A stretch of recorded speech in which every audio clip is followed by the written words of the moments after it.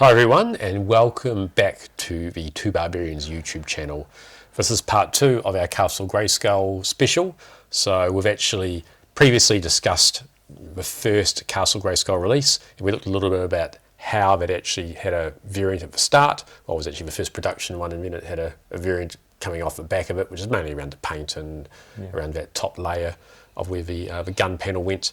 And then we talked about the 2000X hyper detailed version, which had such fun features as car alarms and things. So flames, yeah, car alarms, yeah. Good. But now we're coming back to probably my personal favourite Castle Grayskull. Third iteration. Yeah, so but this thing is just a beast. We've had to adjust our setting positions and everything just to even get it into camera frame. So and this thing isn't a redesign. It is, but it's based purely on the vintage castle. Yeah, that's exactly right, and it's massive, and it's astonishing some of the actual details they've actually put into it, and we've actually made it into a true play set. Yeah. In terms of the additional layers at the back and things. So before we actually look into features, we'll talk a little bit about the Master Universe Classics line. So that was essentially aimed at collectors. I think the King Grayskull or He-Man was actually shown at a convention in Comic-Con. He was in a booth, like a display, without saying what he was, just to tease fans of what is that, and then you could see he was more articulated.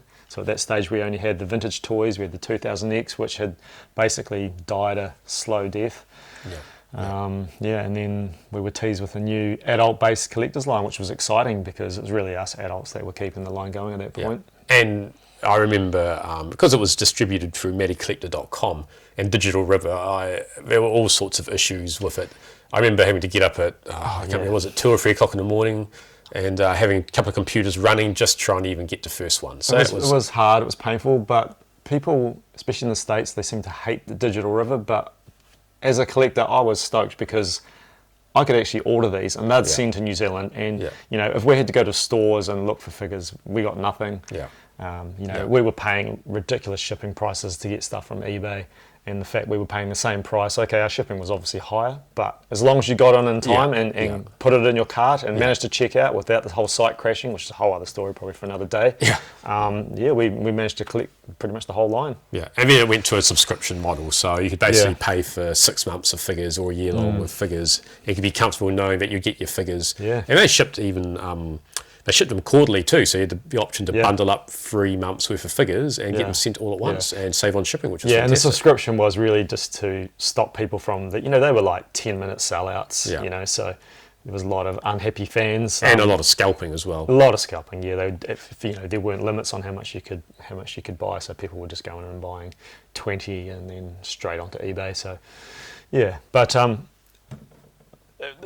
I said, there was maybe about 12 figures a year, and I just dreamed about this castle because we were collecting that line over years, and as fans we were talking about, imagine a Castle Grayskull, and we're throwing out ideas of could we just get the face of it, could it just be printed in a cheap material. They were saying on the online forums that it could never be made, it would be far too expensive. Shipping would be prohibitive, everything about it wouldn't work. Every excuse not to give it to us, not even any version of it really. So when they finally announced it, it was like... whatever it costs, we're going to get this. Yeah, and I mean, the shipping, I don't think it was too bad. I think it was about half the price again just for shipping here, but it wasn't too bad when you think about it. Nowadays, it would cost a fortune the way that shipping when you've got GST. And the box is huge. I remember when it turned up at my gate, and I just couldn't believe it. The fact that it come so far is awesome. It's like Christmas. Yeah, absolutely. So by the time you actually put it on display, it's due to how big it is. You generally had it just sort of frontage closed up because to have this in an actual collection on display, you almost need like a lazy Susan to actually tilt it round and actually appreciate all the features. Absolutely. And another thing, this obviously the size of it is because we maybe said but classics, if you don't know, are 6-inch, 7-inch, and the original were like 5.5 inch, sort of around there. So it's all in scale. So of course the castle had to be bigger and better. So. Well, let's take a look at some of the cool parts about the castle.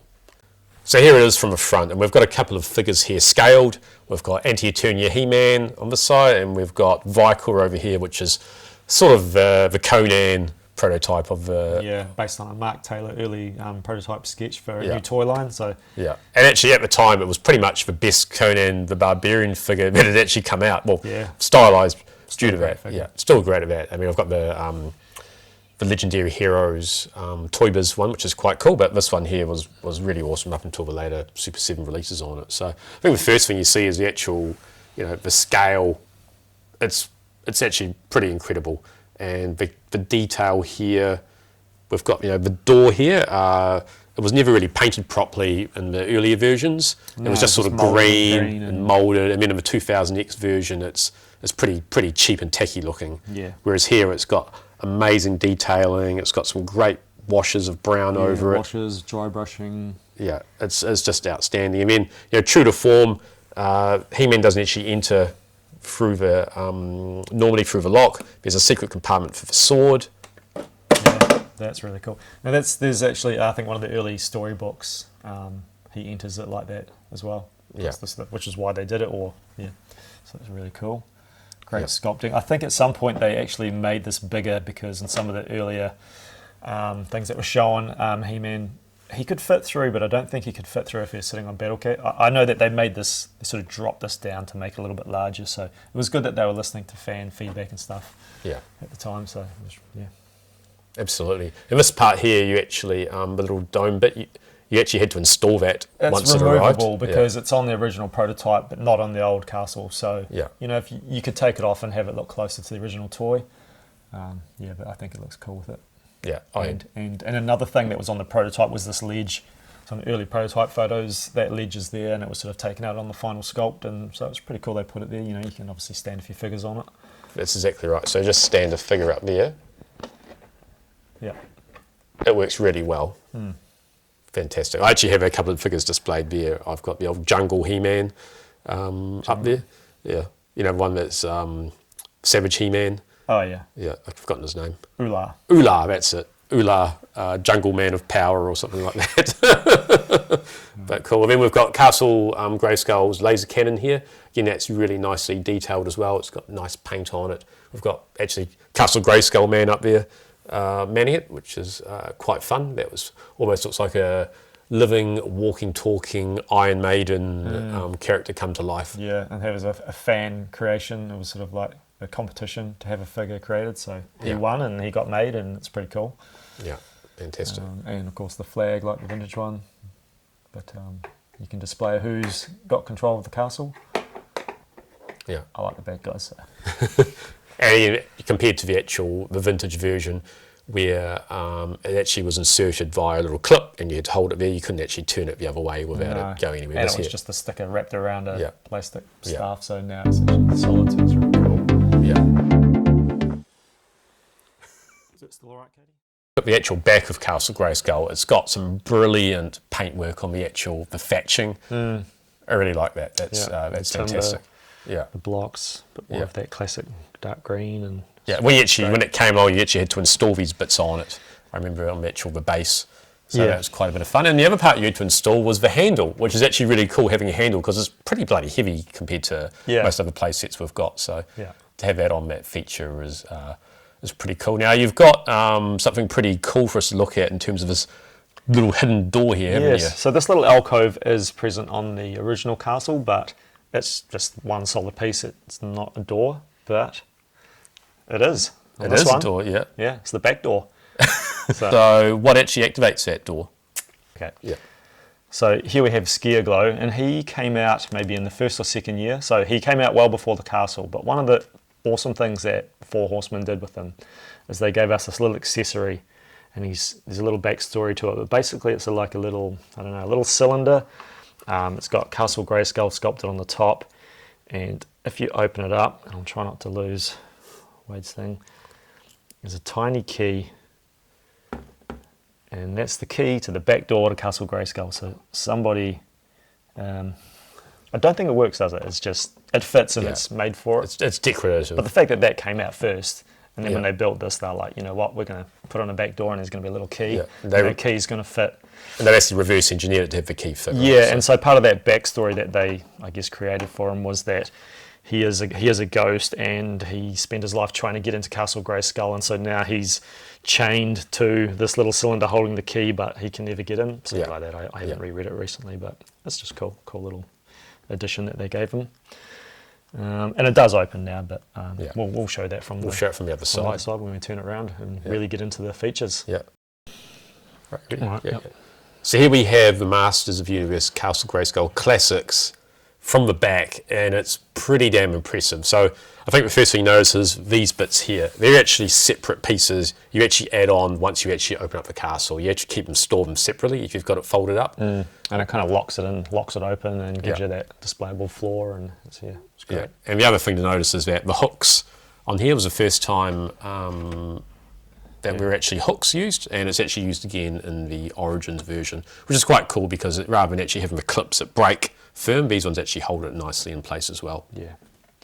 So cool. Well, let's have a look at some of the awesome features that we've got going here. Yep. So this time around, there's no batteries. This is an adult collector piece. Yeah. Adults probably don't need to be playing with lights and sounds, and those things tend to be left in. The batteries get left in, they corrode. Yeah, and we're all about the detailing and the sculpt, right? So and it was just added cost. Like, they did what they could to get this to us. So a lot of extra sculpting in here. Particularly if you look at the little skulls on top of the lift. Which they actually come off, don't they? Yeah. They come off, so. Yeah, and that's fantastic. I mean, you've got the layered steps here. Yeah. And you've got the brown. So we had those little green bits that slid in last time. Now we've sort of got like a ground floor, that first floor where all the action happened, and now we have a whole top level. So should we sort of work our way up through it, eh? So we'll start here. We've got the lift. Now there's no actual pulley for this, so it's actually quite stiff when you actually pull it down.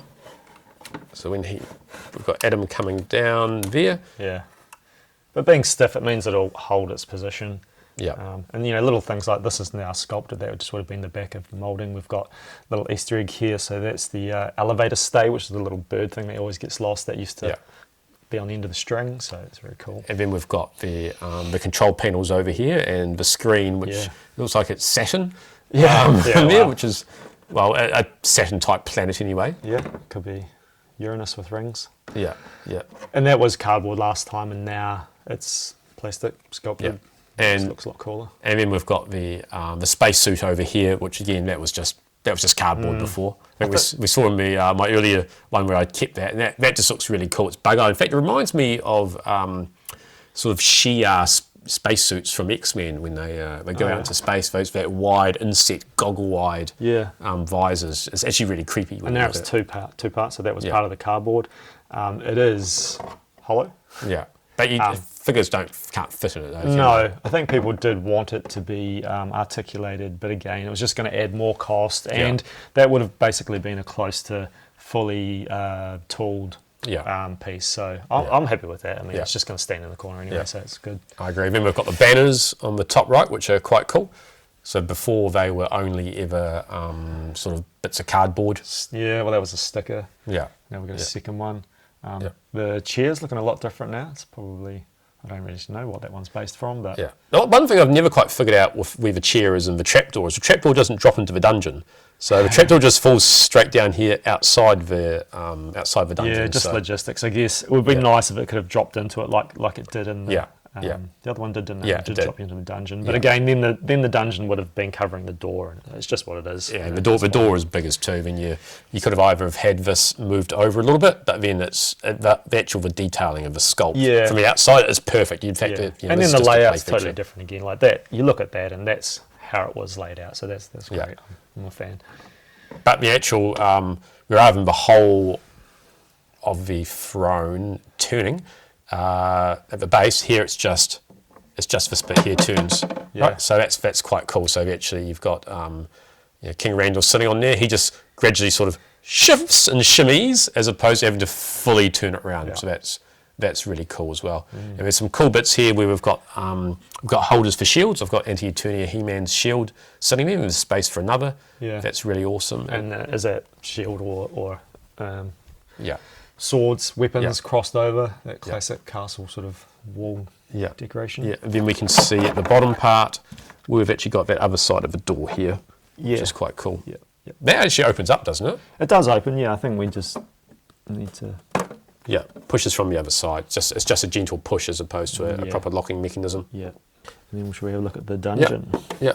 So again, last time we had the sticker on the original. We didn't really have walls. Due to cost cutting, we didn't get a sculpted dungeon grate. There are ones that have been released since, I think, in different forms. Customs. And there's 3D printed ones. Similar to Snake Mountain when it came out. Some of those bits were fully 3D realised. Yeah. And So that's quite fun. Different versions, but it's cool just to have it. You know, if you're actually playing with these, you've got a dungeon, you can lock them up, and yeah, it's really cool. Yeah, and then of course there are a few extra accessories thrown in as well, such as the crazy looking jetpack with the that's almost like a harpoon on the top of it, right? So it's a bit weird. I've never put it on any of my figures. I don't see the point of it, but but that was shown in the early prototype of the original castle, so it's just something that they could throw in and add to it. It's a bit fun. Now there's a separate weapons rack. That actually came out separately. I've got that in a box somewhere. I had to rummage around to find it, but I honestly can't tell you where it is. Sold separately, and even the weapons you had to get some different weapons packs to build it up, but it was fine. Yeah. And a lot of them, like the original, just repaints of, so Skier Glow. Yeah. So eventually we got a weapons pack with some recoloured weapons, and we would have had one that was closer to the original Grayskull, so then you can load it into your weapons rack. Yeah, that's exactly right. And now the part I find a little bit unusual was this bit, which is sculpted in here. What is that? Is that what goes there? That goes there. Well, I understand that you put a Wind Raider there, and then Wind Raider basically sticks up here and is designed to sort of be taking off. It's a really, really unusual. It's unusual. I don't think in any media they've ever depicted the Wind Raider flying around in the castle. I mean, maybe it's like a TARDIS and it's so much bigger on the inside, but I don't know. I'm not overly a fan of that. It's fine, but I think most of these are displayed from the front, so if you've got your Wind Raider plugged in there, then you're not going to see it. But. No, I mean, obviously Point Dread came out later on in the line, but that didn't actually fit on the top though, did it? It does. It does. I've never like the vintage, it separates into two parts, and the top piece clips into this one. Oh, it does fit all fitted, but it's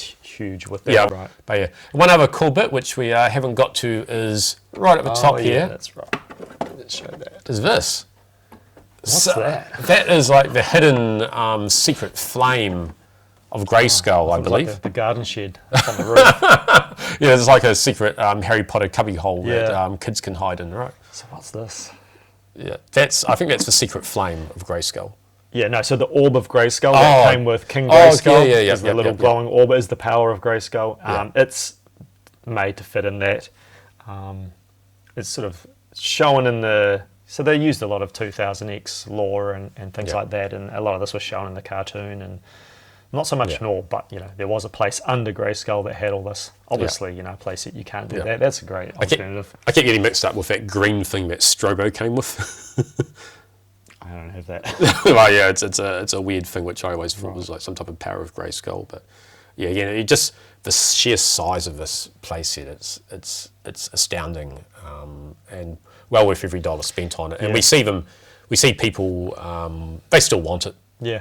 Origins doesn't cut the mustard really when you want a proper one, and I hate to think what it would cost these days. I mean, we probably should have bought two and held on to it for 10 years, and then But again, some people have left it in the box and never opened it. But you've got to take this out. I've kept the box, but mine's on display. I mean, I can't have this and not. No, it's the centerpiece of any collection. I mean, I know there's bigger and maybe better play sets, but I mean, nothing more iconic than this. And I mean, if you've got even just a small collection of classics, this is the one thing you would love to have. Speaking of centerpieces, there was that one time on Fair Go where I claimed something else was a centerpiece of a collection, but that's a story for another day. Yeah.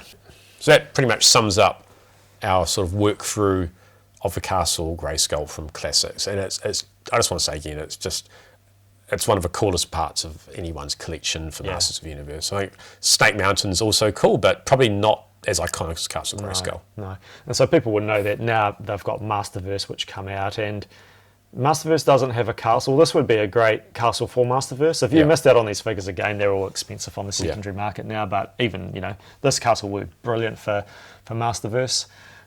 Even with sort of Mattel Creations, I can't really see them coming up with this type of scaling. It'd be so expensive to produce, and we're looking at sort of Cat's Lair type cost for it, I think, going forward. Yeah. and that Snake Mountain was prohibitive just because of the sheer size of that. So, Yeah, okay, but I can't see it. I mean, but if you got this at the time, the money you spent on it was well worth it. Yeah, I'm glad it got made. Oh. It's still my favourite Castle Grayskull they've made, and they'll probably never make one better than this. I'll be surprised. No, I can't see them doing it. And Master Views is at its peak of its popularity. Yeah. It's on that. It's trending down really. Yeah, there's not another generation behind us that are going to love it as much as we did. I mean, they've tried, but I think we're the last sort of. Yeah. We're the last bastions of the franchise, really. Yeah, sadly, it is. Yeah, unless the new movie is going to. Wait, introduce a whole lot of new fans. That's a topic for another day. What movie? We've been talking about this movie. We were talking about the movie when this thing was being released, and that's true. We still haven't seen one yet. So that's true. We'll see.